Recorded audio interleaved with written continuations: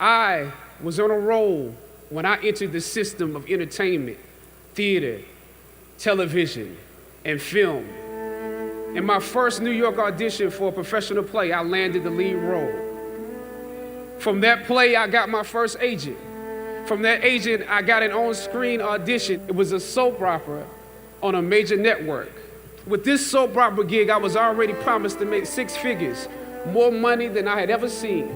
But once I got the first script, you very often get the script the night before and you shoot the whole episode in one day with little to no time to prepare.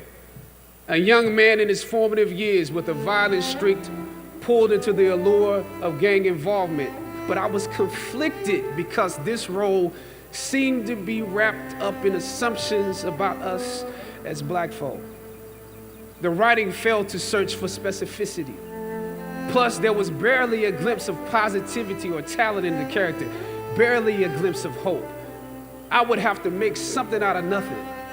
I was conflicted. It was just my luck that after filming the first 2 episodes, execs of the show called me into their office and I decided to ask them some simple questions about the background of my character, questions that I felt were pertinent to the plot. One of the execs pulled out my resume and began studying. She said, as you have seen, things move really fast around here. But we are more than happy to connect you with the writers if you have suggestions. Yeah, I said, that would be great. I said, because I'm just trying to do my homework on this. I didn't know if you guys had decided on all the facts, but maybe there's some things we could come up with, some talent or gift that we could build. Maybe he's really good at math or something. He has to be active. I'm doing my best not to play this character like a victim. He slid my resume back in his desk and said, "Thank you for your concerns. We'll be watching you." I left the office. I shot the episode I had come in to shoot on that day. I was let go from that job on the next day. A phone call from my agent. They decided to go another way. The questions that I asked set the producers on guard and perhaps paved the way for a less stereotypical portrayal for the black actor that stepped into the role after me. As the scripture says, I planted the seed and Apollos watered it. But God kept growing. God kept it growing. Yet and still, when you invest in a seed, watching it grow without you, that is a bitter pill to swallow. A bitter pill. Anybody that's ever been fired knows what I'm talking about.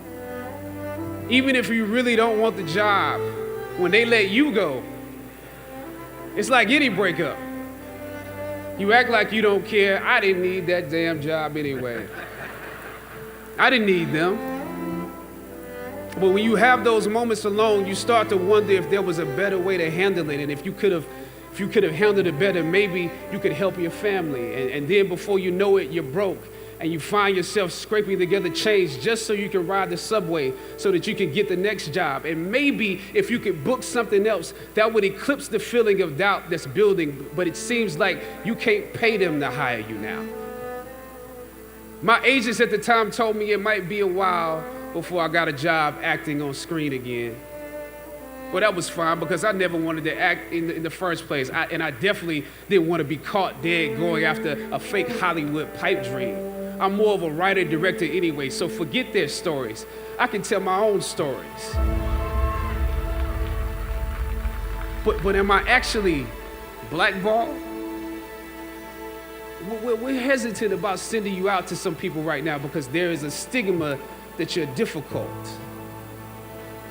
As conflicted as I was before I lost the job, as adamant as I was about the need to speak truth to power, I found myself even more conflicted afterwards. I stand here today knowing that my Howard University education prepared me to play Jackie Robinson, James Brown, Thurgood Marshall, and T'Challa.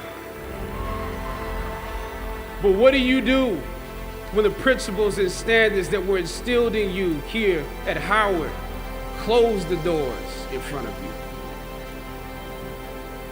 Sometimes you need to get knocked down before you can really figure out what your fight is and how you need to fight it. Sometimes you need to feel the pain and sting of defeat to activate the real passion and purpose that God predestined inside of you.